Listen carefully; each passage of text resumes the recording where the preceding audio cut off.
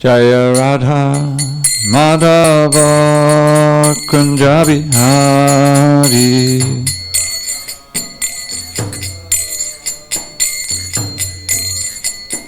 Jaya Radha Madhava Kunja Bihari.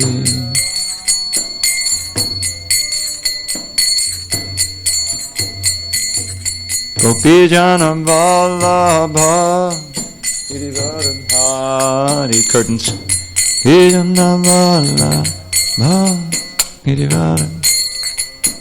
Jai Gopijana Vallabha Girivardhari.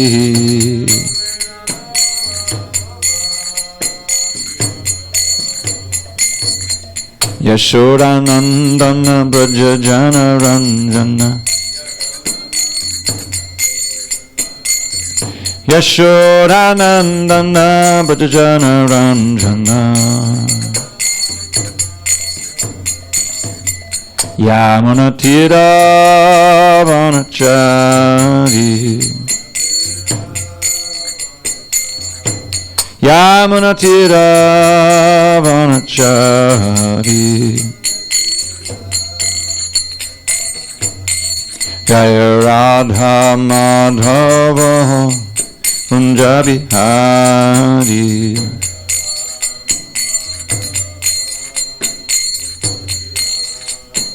Jaya Radha Madhava Kunja Bihari.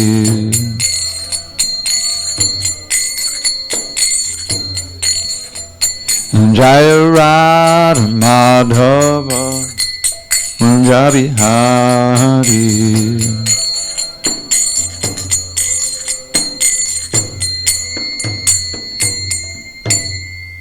Jai Mr. Pad Paramahansa Rudika Acharya Stotor the Srimad Divine Grace Srila A.C. Bhaktivedanta Swami Prabhupada Ki Jai. ISKCON BBT Founder Acharya Srila Prabhupada Ki Jai. Jai Om Vishnupad Paramahansa Rudika Acharya Stotor the Srimad Divine Grace Srila Bhakti Siddhanta Saraswati Thakur Ki Jai. Ananda Koti Vaishnavini Ki Jai. Namacharya Srila Haridas Thakur Ki Jai. Krantaraj Srimad Bhagavatam Ki Jai. Samaveda Bhaktivinoda Ki Jai. All glories to the Assam of devotees. All glories to the Assam of devotees. All glories to the Assam of devotees. All glories to Shri Guru and Gauranga.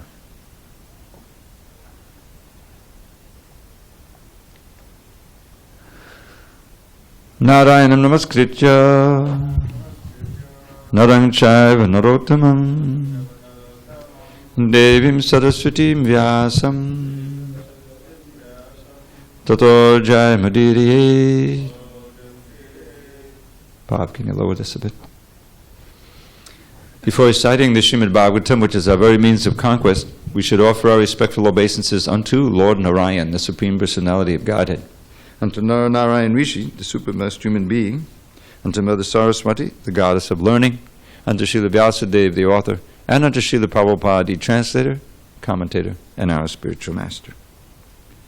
Nashta prayesha badreshu nityam bhagavata sevaya bhagavad-yutnama shloke bhakti bhavati naishtiki.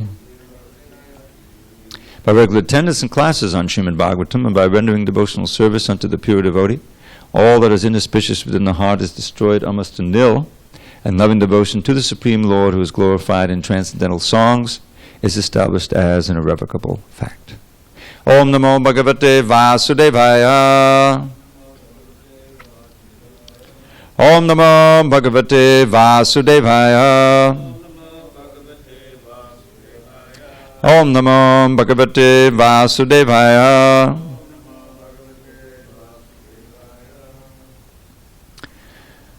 On this 8th day of December, 2019, in SanDiego, we're reading from Srimad Bhagavatam, translation and commentary by His Divine Grace A.C. Bhaktivedanta Swami Prabhupada. We are in the 4th canto, 21st chapter, 22nd verse. Aham dandadaro raja prajanam ihayojitaha rakshita vrittidasveshu setushu stapita pratak aham dandadaro raja prajanam ihayojitaha rakshita vrittidasveshu setushu stapita pratak aham dandadaro raja prajanam hyayojitaha rakshita vrittidasveshu setushu stapita pratak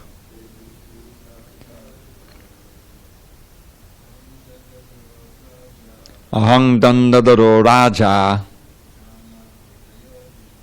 prajanam hyayojitaha rakshita vrittidasveshu setushu stapita pratak aham dandadaro raja prajanam hyayojitaha rakshita vrittidasveshu setushu stapita pratak aham dandadaro raja prajanam hyayojitaha rakshita vrittidasveshu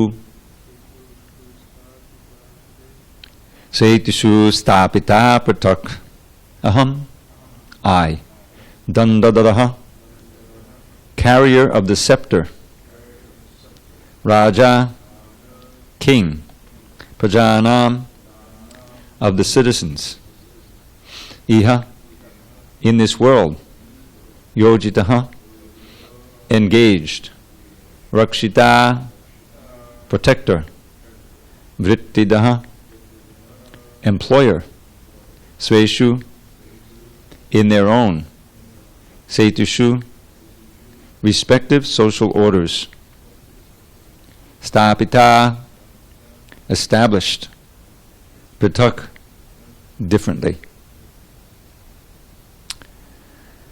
Translation. King Prithu continued, by the grace of the Supreme Lord, I have been appointed the king of this planet, and I carry the scepter to rule the citizens, protect them from all danger, and give them employment according to their respective positions in the social order established by Vedic injunction. Purport. A king is supposed to be appointed by the Supreme Personality of Godhead to look after the interests of his particular planet. Prabhupada uses the word supposed to, said to be. A king is said to be appointed by the Supreme Personality of Godhead to look after the interests of his particular planet. On every planet, there is a predominating person, just as we now see that in every country there is a president. If one is president or king, it should be understood that this opportunity has been given to him by the Supreme Lord. According to the Vedic system, the king is considered a representative of Godhead and is offered respects by the citizens as God in the human form of life. Actually, according to Vedic information, the Supreme Lord maintains all living entities, and especially human beings, to elevate them to the highest perfection. After many, many births in lower species, when a living entity evolves to the human form of life, and in particular to the civilized human form of life, his society must be divided into 4 gradations, as ordered by the Supreme Personality of Godhead in the Bhagavad Gita, Chaturvarnyam Maya Srishtam, etc. The 4 social orders, the Brahmins, Kshatriyas, Vaishyas, and Shudras, are natural divisions of human society. And, as declared by Prithu Maharaj, every man in his respective social order must have proper employment for his livelihood. It is the duty of the king or the government to ensure that the people observe the social order and that they are also employed in their respective occupational duties. In modern times, since the protection of the government or the king has been withdrawn, social order has practically collapsed. No one knows who is a Brahmin, who is a Kshatriya, who is a Vaishya, or who is a Shudra. and people claim to belong to a particular social order by birthright only. It is the duty of the government to re-establish social order in terms of occupational duties and the modes of material nature, for that will make the entire world population actually civilized. If it, the government, does not observe the institutional functions of the four social orders, human society is no better than animal society, in which there is never tranquility, peace, and prosperity, but only chaos and confusion. Maharaj Prithu, as an ideal king, strictly observed the maintenance of the Vedic social order. Prajayate iti praja. The word praja refers to one who takes birth. Therefore, Prithu Maharaj guaranteed protection for prajanam, all living entities who took birth in his kingdom. Praja refers not only to human beings, but also to animals, trees, and every other living entity. It is the duty of the king to give all living entities protection and food.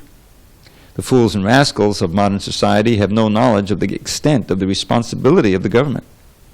Animals are also citizens of the land in which they happen to be born, and they also have the right to continue their existence at the cost of the Supreme Lord. The disturbance of the animal population by wholesale slaughter produces a catastrophic future reaction for the butcher, his land, and his government. Om Jnana Timirandasya Jnanandjana Shalakaya Chakshu Unmilitam Mena Tasmai Shri Gurave Namaha. I was born in the darkness of ignorance, but my spiritual master Srila Prabhupada opened my eyes with the torchlight of knowledge. I offer my humble obeisances unto him and all members of Sri Parampara. So, Srila Prabhupada has said that the body we have is kind of like a little universe. You can imagine, there's the Lord of the universe, the soul, right? And then you have all of these cells, which are actually living beings in there. And they're all acting according to the desire, supposed to, according to the desire and welfare of that soul. Of course, it's an imperfect analogy because we're not God. And so sometimes eventually our body does things that we don't want. Right? It causes us trouble.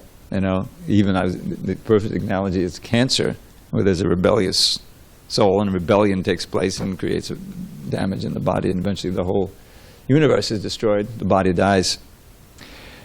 So, in the same way, I was thinking when I was reading this verse in purport before the class, how human society is kind of like a body. There's something called the body politic. Have you ever heard that before? Body politic. How human society is meant to function harmoniously, like a healthy body, with people engaged in their activities and paying taxes for the welfare of the whole state, for the protection and all these different things. Of course, today, as Prabhupada points out, there's a big problem. And the problem is that nobody knows what the purpose of human life is. And society, as described in the Srimad Bhagavatam, especially the 12th canto, and throughout really it describes, but especially the 12th canto describing the Kali Yuga, how degraded it will become. And it has a whole list of demonic kings that are going to take birth. And kings means executive heads of all kind. When the connection with Krishna is lost, and people forget the purpose of human life, Nate Vadu Svartakatimi Vishnum, as Prahlad Maharaj says, he's speaking to his great in the sense of powerful father, Hiranyakashipu. And he's saying that those who are too much involved, the previous verse is very important, Matyuna Krishna Padatak Svatova Mito Bhadigriha Vatanam, those who are taken a vow, who are completely determined to enjoy materialistic life, which at that time meant materialistic household life. Now it could mean anything. Households becoming also endangered. But the idea is that the focus is on, me and mine, demoniac. How can I enjoy? How can I prosper in this world? In that mentality, Adanta Gobhir, the senses are out of control. The senses are actually running everything. The mind is serving the senses, intelligence is serving the mind, You know that famous painting of the chariot going down the mountain? Chariot is the body. These 5 horses representing the senses. In fact, they've painted the little sense on each one. Is out of control. The reins are the mind, and the intelligence is trying to hold on to those reins, but the senses are in control. They're pulling that chariot. And the soul, the rider in the chariot, is aghast because he's in great danger. So it's very illustrative. It relates to the 3rd chapter of the Gita, where it describes how the enemy, material desire, lust, takes over the strategic points in the body, the senses, the mind, and intelligence. And the lower self controls the higher self. The senses are dictating to the mind, which is trying to satisfy, and the intelligence is figuring out ways to satisfy the lower self. And the whole thing is a very hazardous position, because in that condition, you're sure to be slapped down by the material energy, one after another. So think of a society. Now, what's described here, where the great responsibility of the king, who represents the whole government, is to see to the safety and the prosperity of the people, right? And to see that they're engaged in their proper varna, their proper activities according to their psychophysical nature. Means their guna and karma, not necessarily their birth, although birth has a lot to do with it. If you're born into a family of Brahmins, you'll probably be trained as a Brahmin, you know, and so there's a good chance you could become a Brahmin, but it's not a certainty, according to your guna and karma. But the whole point of the thing, and this is brought up at the beginning of Bhagavatam, 2nd chapter, 1st canto, Attak pumbid vida shrestha varnashrama vibhagasha swanustitasya dharmasa sangsadi haritoshanam. Now that word swanustitasya, su anustitasya, comes up in the Bhagavad Gita as well. And it means to be nicely engaged, you know, in your particular duty. Okay. So here it's saying that Sutta is speaking to these exalted sages in Naimisharanya, Dvija Shrestha, the best of the twice born. You know. According to the Varna and Ashrama Vibhagasha, means the division of the Varnas and also the Ashrams. If there's no Ashrams, then the whole thing is, how could it be satisfying to Krishna? That's for the progressive spiritual path of the residents of the society. So both are necessary, Varna and Ashram, and nicely engaged in their activities, but for the pleasure of Krishna. The whole idea is for the pleasure of Krishna. So if people understand that, then everyone will have some kind of sadhana, not just those in the Gurukul, not just those who are being trained directly by the Guru, but the householders also need to be, see Krishna in the center. This is what Prabhupada wanted for his own householders, that they would make their house would be a kind of a temple. They could have little deities. You know, ideally they would live close enough to the temple to come to the temple for the program. But even if they're not, then they can make the temple, their home, into a temple. And you have to keep the whole point of human life in the front of you, so that everything you do is within that category. Otherwise, the material energy will just take you right away. The modes of nature are always very strong. So now think of our own life. We have our senses, we have mind, intelligence, and there's the soul, and there's the super soul. So in a sense, the king, or the executive head, represents the mind and the will, right? The mind has this the knowledge and activity and will. What is it called? Jnana, bala, kriya. You have your strength. Jnana is your knowledge, bala, your strength, and kriya is your actually will, what you do on the basis of that knowledge with your strength, with your energy. So that's the function of the mind. But the mind is meant to be guided by a purified intelligence. This is the whole key. And that purified intelligence becomes purified by hearing genuine Shastra from pure sources.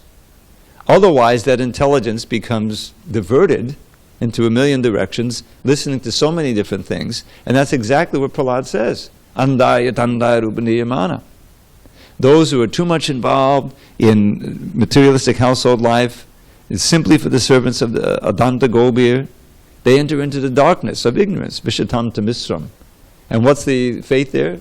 We all know this line. It's easy to memorize if you don't know it. Punak punak charvita charvananam. Punak punak means again and again. Charvita means to chew. What are you chewing? That which has already been chewed. In other words, you're going at, you think it's a new variety of pleasure, but it's something that you've already experienced a million times before. You're trying to get some juice out of this material world, and you've already experienced it, and it's already taken you into suffering, so much suffering. But in a human form of life, we're meant to give that up. So here Prahlad is pronouncing, he's telling his father, basically, don't worry, father, you'll never become Krishna conscious. Literally means you can't place your mind on Krishna. You see? If you're dedicated to materialistic household life, check that box off, and your senses are out of control, send that back off. His very name means gold, more and more gold, and the soft bed, and as Prabhupada says immortally, and the bed companion. That's also on the tape. So sex and money, that's the demonic meditation. So what's the result of that is that nate vadu, those persons who are like that, nate vadu svartakatimi vishnum. This is the key, is that they don't understand that their real goal of the soul that will make them happy and satisfied is Vishnu, Krishna. No idea. And so, durashayaye bahir artamanina, the mind is completely absorbed in external goals, and not the soul, but the external goals, which are impossible to achieve ultimately. Durashayaye bahir artamanina. But they're encouraged in these endeavors by other blind leaders, beginning with their parents. That's the first teacher. If they don't know anything about Krishna, spiritual life, then they're also going to raise you as a nice little materialist. Hiranyakashipu thought he had, Prahlad, his ideal successor. I guess he was the oldest. He was grooming him. But he had already been taught and trained up by Narada Muni in the womb. So he was impervious to his father's wiles. So, but ordinary people, andaya tandaya, the blind leading the blind, your parents, your teachers, your religious leaders, political leaders, everybody who's influencing you is also blind. So what chance do you have? You're helpless. You also become a nice little demon. So andaya danda upanema, and everybody stays wrapped up in tightly by the modes and the ropes of the gunas. So what's the solution? Balaram, what's the third verse? Naisham matis tavarudu kurmangi. Yeah. Yes. In other words, one has to find another authority that can inform and purify your intelligence. Now, normally we don't know where to look, and that's why the great spiritual authorities, representatives, acharyas, gurus, they reach out. They approach the benighted souls of especially this age who have no clue, and they try to engage them, try to find some receptive ear, some receptive heart to plant the seeds of true knowledge, so that the intelligence become purified and you can begin to control that lower self according to the instruction of the great souls. And that's why it's not just a question of ideas, it's also a question of the heart. Meaning, why do we sing every morning? Shri Guru Chadanarati E Se Uttamagati. That here the word gati can mean goal or can be the means to get to the goal. This means the means. Uttamagati means the greatest means is affection, attraction for the lotus feet of the Guru. In other words, we need to engage our heart as well to overcome all of our previous tendencies and engage in activities that are going to be a little bit austere. Because we're so conditioned to just let the senses run riot and yield to the demands of the conditioned mind. It's not so easy. But if we can get that contact and relationship with someone who we respect and even have affection for, and they tell us that, no, do this, don't do that, then that purified intelligence can give us a strong enough will to control the lower self. And then the training takes place. The senses begin to become purified, the mind begins to become enlivened and purified, and we're progressing on the path of Bhakti Yoga. So now back to our verse here. The king is supposed to be that. He's supposed to enforce the instructions and the rules of the Brahman, the Brahminical class. You see? Or in this case, directly Vishnu. Vishnu came down and just instructed him, right? He had kind of got out of control. He got attached to doing 100 sacrifices, horse sacrifices, and Indra came down and impeded that, and he was going to, kill Indra. He was a little bit out of control. So Vishnu came down, I think Brahma came down. No, 99 is plenty, And he was, of course, completely enthralled by Vishnu's instructions, and he gave Indra a big hug. He completely forgave him. There was a reconciliation there, which is the Vaishnava thing to do. 99, what's the big deal? 100 sacrifices. It's not necessary, right? Of course, meanwhile, Indra introduced the false sannyasi program, and the Prabhupada makes a point of that. That's from the commentators for sure. So here, the Prithu is saying, well, I've been given the danda as the king, and he's just finding his role. There's responsibilities. You see what's happened today. The responsibilities are given lip service, and the opportunities for emoluments, right? Does that ring a bell? That's an old word used in the Constitution. One of the reasons for impeachment is that they violated the emoluments clause, which is a fancy way of saying they're just in it for the money. They're exploiting this position as king to exploit the people, make as much money as possible, and relish the power. In other words, totally corrupt, which is what described in the Bhagavatam is going to happen as the Kali Yuga. So we've seen it happening already. But here, the ideal king. This is why the Bhagavatam is so important to distribute it. People can see what a executive head is supposed to do. He is primarily concerned with the welfare of the people, both material and spiritual. Because the people in general, they're like children. Unless they're guided nicely, then the lower self is going to take over. So they need the structure and the laws and the enforcement of laws given by the king and the executive and the whole thing. But it has to be guided. It has to be Krishna in the center. Samsiddhi Haritoshanam. The perfection of any society is that it's organized around satisfying Krishna. Because that will really bring satisfaction to the people. Just visualize this society. We can't really see an example of it, ideal example of it in the world today. Prabhupada wanted us to develop it, still developing. But a society with all the 4 varnas and the 4 ashrams represented. Now, how are those Shudras going to be satisfied? I guess we can assume that the majority of the 4, the greatest by far, will be the Shudras, right? How are they going to be satisfied? They may live a simple life. They should be engaged, and nobody should be starving, or fine. But if they see the Vaishyas and the Kshatriyas and the Brahmins all enjoying materially, lording it over, they're never going to be satisfied. That's where you join the unions, and all of these different things. And no matter how much they have, they'll never be satisfied. The only way that it works is if there are plenty of kirtans, and festivals, Krishna conscious festivals with distribution of foodstuff, and it describes how they have these festivals and they would give the jewels away, I was just reading the chapter, what was it, 85, 84, 85 in the Krishna book. That's where they meet at Kurukshetra.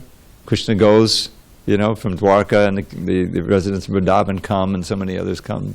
It's a solar eclipse, which is the time to commemorate Parashuram's creating all these sacred lakes and everything.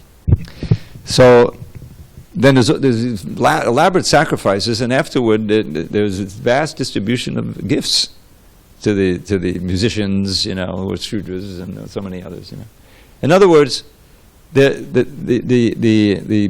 celebration, the glorification of Krishna in kirtan and so many other ways is satisfying to everybody, from top to bottom, And the Shudras can be very happy with a simple life, especially when they see that the Brahmins are also living very simply. They're very top of society, sannyasis, Brahmins, they're living very austerely, and they're fully satisfied. Otherwise, if the top of society means those who are billionaires and are lording it over, the fact that there is one billionaire in the world is an obscenity. That so much money is being concentrated in the hands of one person is absurd. You see how horrible that is? I mean, people are even seeing that. I mean, this money can be used, for material welfare, what to speak of spiritual welfare. And it's all being concentrated in the hand of a few. And this is a sign of a sick society. And because what happens below, the envy boils up, and people, their spiritual needs certainly aren't being met, and even their material needs. And so then actually there's all this ferment in society. It's like a powder keg about to blow up. So here we see the perfect contrast. He's saying himself, here's my duty. I've been appointed the king of this planet, and I carry the scepter to rule the citizens. Protect them from all danger, give them employment according to respective positions in the social order established by Vedic injunction. So imagine if we had a government, not just one king, but the government dedicated to that. Yes, it's socialism, but it's not atheistic. Socialism means that the government's organized. I mean, the basic meaning is for the benefit of the people, not the benefit of those who have clawed their way to the top, who are completely unqualified, but somehow or other they're now able to exploit. So this is one passage, this whole section of King Prithu, describing or inspiring, a revolution in society. This book is meant to bring about a revolution in society.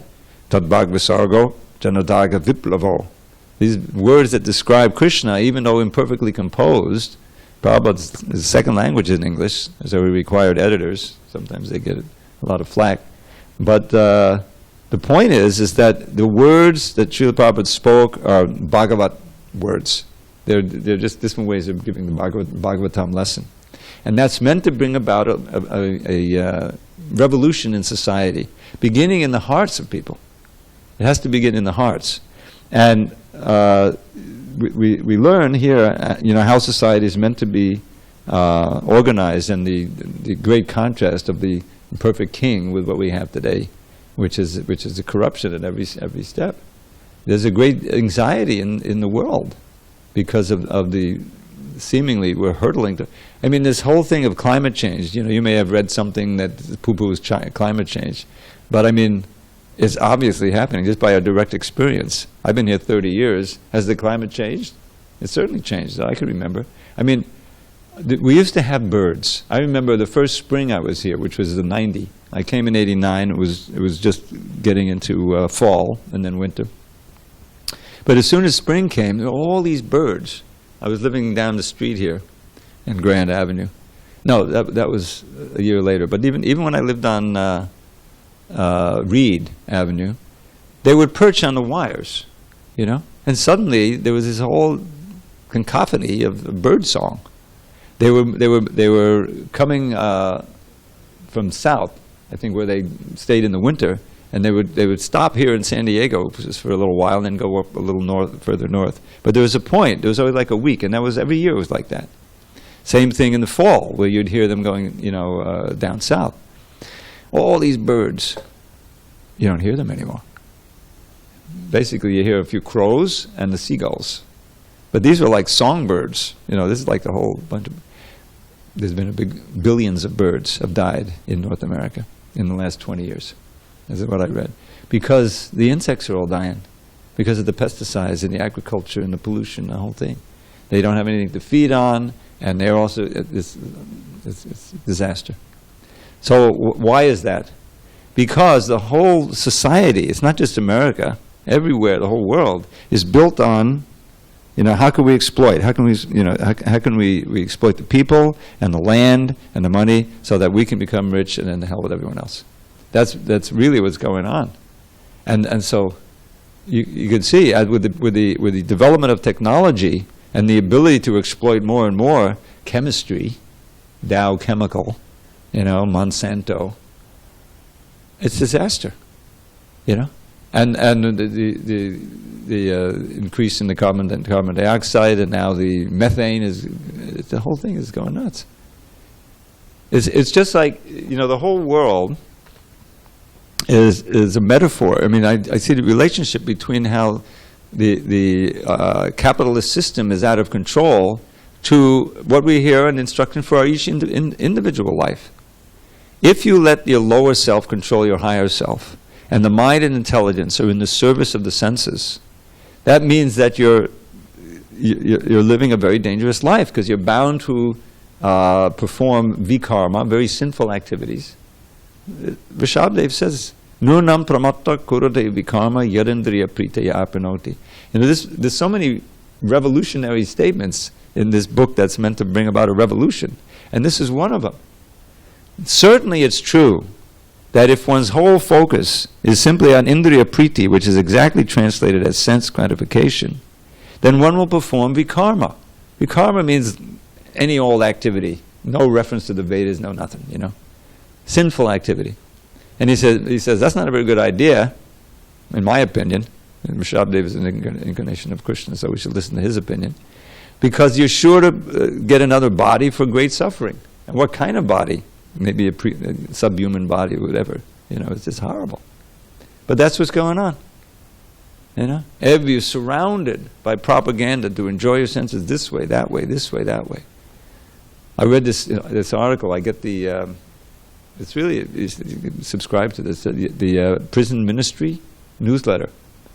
There's some amazing letters in there from the prisoners, And this was a whole article about a devotee. They didn't give his name, but he got initiated.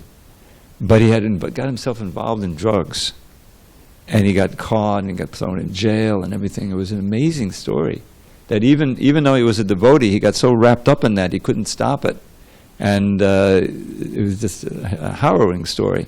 And somehow or other, I think he came out at the end there. He's associating with devotees. He's trying to be a devotee again, But it was very well written, and it just shows the danger, even for devotees. You're in this society. At every step, there's this allurements to deviate from Krishna consciousness. And so if we want to really be serious, we have to become regulated and regularly hear what we sing every morning, Nashta Prayasha Badrishu. For those who regularly attend the srimadbhagavatam class and serve the great devotees, then the impurities, the abhadras, the unwanted things, anarthas, become cleared away. And when they're cleared quite a bit, not completely. Prayeshu Prabhupada says maybe 75% or something like that.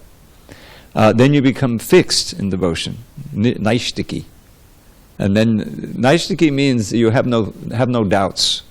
You're firmly fixed. It's described in the those two famous verses by Rupa Goswami, from faith to love. Adau Shraddha Tadaksaru Sangha Tapajana Kriya Tato Nartha Nivriti Tato Nishta.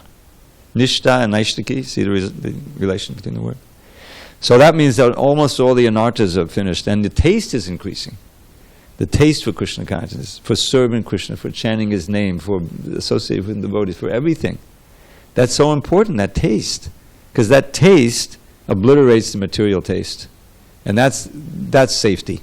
If you don't even want any of it anymore, it's just abominable, then you're that's a sign of spiritual health. And then what is it, Kapila Dev, I always forget the Sanskrit of this, but he says the symptom of pure devotion is that as soon as there's some vibration, genuine vibration glorifying Krishna, the mind immediately runs there. And it just drinks it, and just like the Ganges flowing to the sea, the mind is so eager to hear that. Then there's no question of material.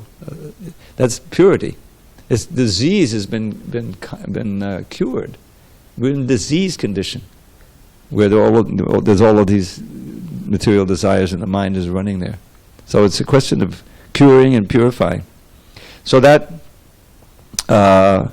process, that nishta, is defined by Krishna's Kaviraj. I think Krishna's Lord Chaitanya is speaking this. Shraddha Shabde Vishwas Kore Sudridha Nishtroy Krishna Bhakti Kore Sarva Karma Krita Hoy. That Shraddha, in this case Nishta, is the same thing. is that the firm, unshakable conviction that just by practicing the principles and practices of devotional service, all my aspirations will be fulfilled. I have no doubt, you know. Otherwise, normally, you know, I do my bhakti, right? You know, like people come out, yeah, I do my bhakti on Sundays. I come to the temple, you know. The rest of the week, I got to do other things. It's not like that. It's all-encompassing. You know, I mean, that's good, you know, and that bring you forward. But if we want to really go fast and try to go back to guided in this very lifetime, we all used to think that in the early days. Yeah, I want to go back to guided this lifetime. Then it means becoming serious and letting that, or working to have our intelligence become purified and strengthened, so we can control the lower self and employ the mind and the senses always in the service of Krishna. And that's what the king here is supposed to do. The king of any society is meant to be, you know, guiding the people, protecting them, and making sure they're working nicely and they're able to prosper. But at the same time, seeing that Krishna is in the center and that Krishna consciousness is being propagated. So, are there any questions, comments? I'll read this. Nice translation again. King Prithu continued. By the grace of the Supreme Lord, I have been appointed the king of this planet, and I carry the scepter to rule the citizens, protect them from all danger, and give them employment according to their respective positions in the social order established by the Vedic injunction.